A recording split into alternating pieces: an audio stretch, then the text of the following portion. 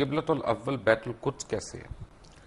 نہیں، یہ مغالطہ ہے لوگوں کو، اس کو کہہ دیا جاتا ہے صرف اس لیے کہ حضور نے مدینہ تشریف آوری کے بعد 16 مہینے بیت المقدس کی طرف رخ کر کے نماز پڑھی ہے، اس کے بعد تحویل کا حکم آیا، لیکن قبلہ اول ہمیشہ سے کعبہ ہی تھا۔ تو ہم کیوں اس کو کہتے ہیں؟ وہ تو ایک درمیانی طور کے لیے اللہ تعالیٰ کا حکم تھا۔ نہیں، تو اس کا مطلب پوری امت مسلمہ بے وقوفی کی بات کر رہی ہے؟ نہیں، بالکل نہیں کر رہی، سب مانتے ہیں کہ قبلہ اول سب سے ان اول بیت وضع للناس الذی ببکہ تھا، پہلا گھر اللہ کی عبادت کے لیے جو بنایا گیا مکہ میں بنایا گیا، سمجھے آپ، وہ یہ خانہ کعبہ ہے۔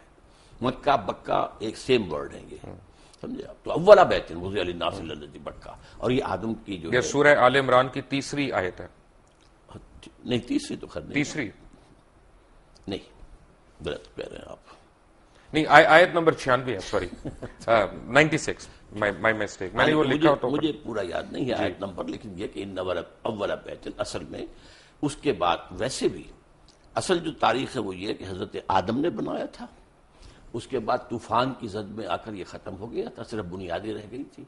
پھر حضرت ابراہیم کو اللہ نے وہ بنیادوں کا جو ہے علم دیا، وہاں سے آپ نے اور اسماعیل نے اس کی تعبیر کی ہے، تو یہ گویا کہ اس کے بعد سے وہ گھر اچھا، جو پڑھنے میں آیا وہ یہ ہے کہ صفائی کی ہے، اس کی کلیننگ کی ہے، تعمیر اس کی یعنی چھت کی ہے، دیواریں تو قائم تھی۔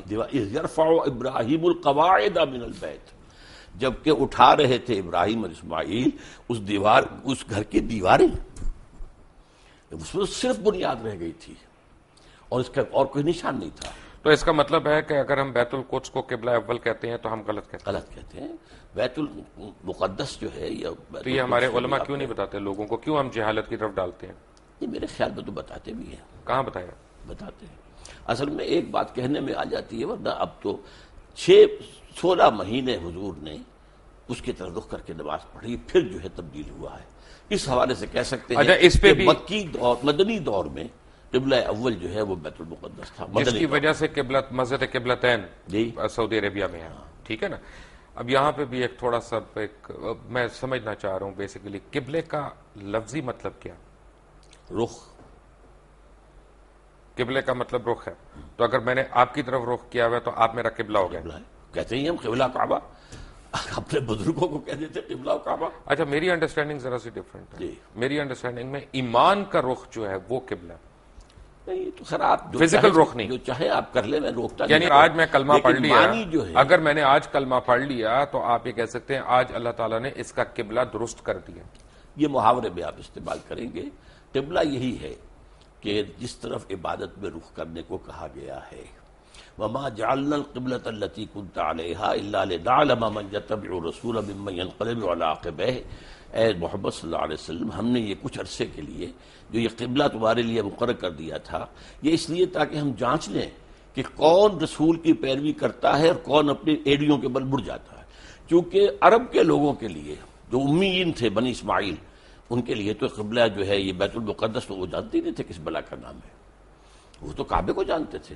اب ظاہر بات ہے مہاجرین جتنے آئے تھے مکے سے مدینے، ان کی جو محبت تھی خانہ کعبہ کے ساتھ، وہ تو ان کی گویا کہ وہ تو آبائی جو ہے ان کا ایک عشق ایک چل رہا تھا، تو وہ اب اس میں امتحان لیا ہے کہ آیا رسول کے حکم سے اب کیا ہو رہا ہے۔ جب حضور مکے میں ہوتے تھے تو آپ ایسے کھڑے ہوتے تھے نماز پڑھنے کے لیے کہ خانہ کعبہ بھی سامنے اور بیت المقدس بھی سامنے، اس کو کہتے ہیں استقبال القبلتین، بیک وقت دو قبلوں کی طرف رخ ہو جانا۔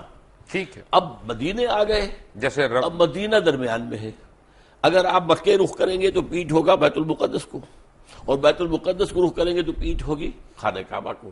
تو گویا کہ اللہ نے ایک امتحان کے طور پر مسلمانوں کو کہ آیا ان کے اندر رسول کی پیروی راسخ ہو چکی ہے یا نہیں۔ یہ کیا مجھے سمجھ نہیں آیا کہ اگر میں یہاں سے خانہ کعبہ کی طرف رخ کر کے نماز پڑھ رہا ہوں تو راستے میں ہندوؤں کا گردوارہ بھی آئے گا، سکھوں کا ٹیمپل بھی آئے گا، کوئی برما کی اپنا وہ ان کا بھی ٹیمپل آئے گا، تو میں ان کے بھی سجدے کر رہا ہوں، وہ بھی میرے قبلے ہیں؟ نہیں، سوال یہ ہے کہ اس وقت کیا شکل تھی جب حضور پڑھ رہے تھے مکے میں نماز، تو اور تو کوئی شیوا نہیں تھی، اور جب یہ مدینے میں آ کر کیا ہے تب بھی کوئی چیز درمیان میں نہیں۔ اچھا، بات یہ ہے کہ حیرانی کی بات یہ ہے کہ اس وقت بیت القدس کا تو کوئی قیام ہی نہیں تھا جس زمانے کی آپ بات کر رہے ہیں، کیونکہ بیت القدس تو حضرت عمر فاروق نے بنوائی تھی بعد میں۔ بیت المقدس جو ہے وہ حضرت عمر نے تعبیر کروائی ہے مسجد عمر کے نام سے، لیکن یہ علاقہ ٹیمپل ماؤنٹ جو ہے، یہ ٹیمپل آف سولومن تھا، ٹیمپل آف سولومن تھا، لیکن temple Mount per temple of Solomon تھا نا، ایک پہاڑی ہے، ٹھیک ہے، یہ مستطیل رقبہ ہے جس پہ حضرت سلیمان علیہ السلام نے یہ گھر یہ تعمیر کی، جنوں سے تعمیر کروائی تھی۔ اس کے بعد حضور کے زمانے میں وہ چرچ تھا، بالکل تھا، کیونکہ قبضہ جو تھا وہاں پر وہ جو ہے عیسائیوں کا تھا، بالکل تھا، چرچ تھا، تو اصل میں تو چرچ بھی مسجد ہے، مسجد بھی مسجد ہے، چرچ بھی مسجد ہے، سینیگوگ بھی مسجد ہے۔ سورہ حج میں اللہ نے فرمایا ہے کہ وَلَوْلَا دَفْعُ اللَّهُ النَّاسَ بَعْضَهُم بِبَعْضٍ لَهُدِّمَتْ صَوَامِعُ وَبِيَعٌ وَصَلَوَاتٌ وَمَسَاجِدُ يُذْكَرُ فِيهَا اسْمُ اللَّهِ كَثِيرًا۔ اللہ تعالیٰ اگر اس طریقے سے ایک قوم سے دوسری قوم کو دفاع نہ کراتا رہتا تو یہ ساری مسجدیں اور یہ سارے سلوتے اور سینیگوگز یہ سب کے سب ختم ہو گئے ہوتے۔ تو اس کا مطلب ہے کہ مسلمان جو ہیں وہ یہودیوں کی یا عیسائیوں کی عبادت گاہ کو سجدہ کرتے رہے کعبہ کو چھوڑ کے، سجدہ تو نہ اس کو کیا نہ کعبے کو کیا، سجدہ اللہ کو کرتے قبلے کی ڈائریکشن پر، لیکن یہودیوں اور عیسائیوں میں بھی اختلاف تھا۔ ایک مشرق کی طرف جب وہ خود ٹیمپل آف سولومن کے اندر عبادت یعنی کرتے تھے، مسلمان خانہ کعبہ کو چھوڑ کے یہودیوں اور عیسائیوں کی عبادت گاہ کو سجدہ کرتے رہے، اس کو سجدہ نہیں کرتے رہے، اس کی اس طرف رخ رخ میں۔ کر کے اللہ بابا کا اکرم سجدہ خانہ کرتے کعبہ رہے۔ کو میں چھوڑ کے کہہ رہا ہوں تو میں رخ کی بات تو کر یہ رہا ہوں۔ ٹھیک ہے، میں تو بتایا آپ کو، اللہ نے اس کو امتحان قرار دیا ہے کہ آیا تمہارے اندر اپنا نیشنلزم اور ریشیل وہ باتیں زیادہ مضبوط ہیں یا رسول کا فرمان زیادہ اہم ہے؟ رائٹ، ڈاکٹر صاحب طے ہو گیا کہ وہاں پہ تو ٹیمپل آف سولومن تھا جس ڈائریکشن میں مسلمان سجدہ کرتے رہے۔ بالکل۔ پھر شب معراج کا واقعہ ہوا، وہ بھی ٹیمپل آف سولومن سے اوپر گیا، ٹیمپل تو نہیں تھا وہاں اس وقت، ماؤنٹ کیا وہ تو ایک جگہ تو وہی تھی نا راک پر، ہاں اس جگہ پر، جگہ تو وہی تھی، آپ اسے ٹیمپل ماؤنٹ کہیں، ٹیمپل آف سولومن نہیں تھا، ٹیمپل آف سولومن بنا تو تھا نا وہاں پہ، وہ کبھی بنا تھا، نہیں یہ تو نہیں، ہسٹوریکلی تو تھا، اور بنایا بھی حضرت سلیمان علیہ السلام نے کر تھا، تو ہم کیسے حضرت سلیمان علیہ السلام کی بنائی ہوئی چیز کو انکار کر دیں؟ انکار نہیں کرتے، اس وقت وہاں نہیں تھا، وہاں ایک راک ہے جس کے اوپر اب ڈوم بنی ہوئی ہے۔ تو اس کا مطلب تو یہ ہوا نا کہ ڈاکٹر صاحب پوری دنیا کے مسلمان جو ہے ناجائز طور پہ اس پہ قبضہ کرنا چاہتے ہیں، اس پہ حق جتا رہے ہیں اپنا۔ پوری دنیا کے مسلمان تو ناجائز قبضہ نہیں کرنا چاہتے، وہاں پر جو قوم 2000 سال سے آباد تھی اس کو ڈسپلیس کس طریقے سے کیا گیا ہے؟ یہودی تو وہاں سے نکلے ہوئے تھے 2000 سال سے، وٹ کلیم ڈڈ دے ہیو، جس کو قائد اعظم نے کہا کہ انلیجیٹیمیٹ چائلڈ آف دی ویسٹ، اور اقبال نے کہا کہ ہے ارض فلسطین پہ یہودی کا اگر حق، ہسپانیہ پہ حق نہیں کیوں اہل عرب کا؟ ویسے میں کہتا ہوں ہوتا ہے شب و روز تماشا میرے آگے کہ علماء دین بھی آج علامہ اقبال اور قائد اعظم کو کوٹ کرنے پہ آ گئے، جن کا اس وقت آپس میں بالکل کلیش تھا، سیریس کلیش تھا۔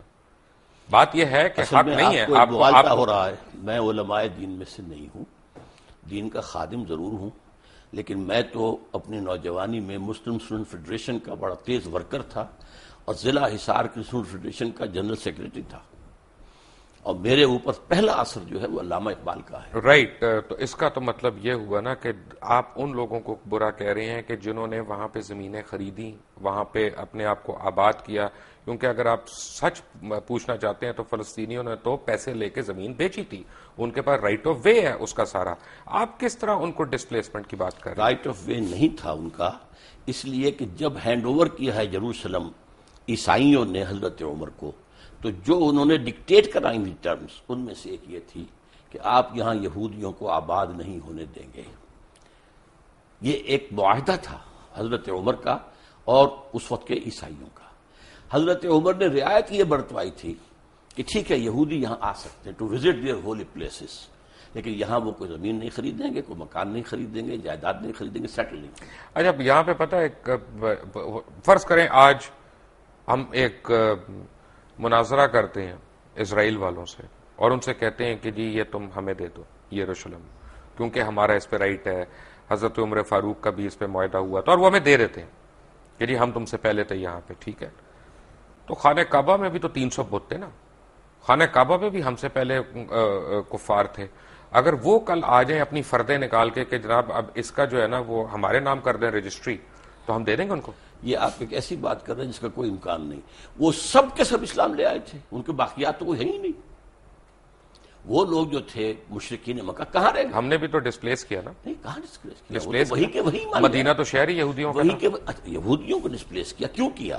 انہوں نے معاہدوں کی خلاف ورزی کی. ہم نے ان کو ڈسپلیس کیا پہلے. اگر 1400 سال کے بعد انہوں نے ہمیں ڈسپلیس کر دیا تو کون سی برائی ہوئی؟ انہوں نے معاہدوں کی خلاف ورزی کی، اس کی سزا کے طور پر انہیں ڈسپلیس کیا گیا.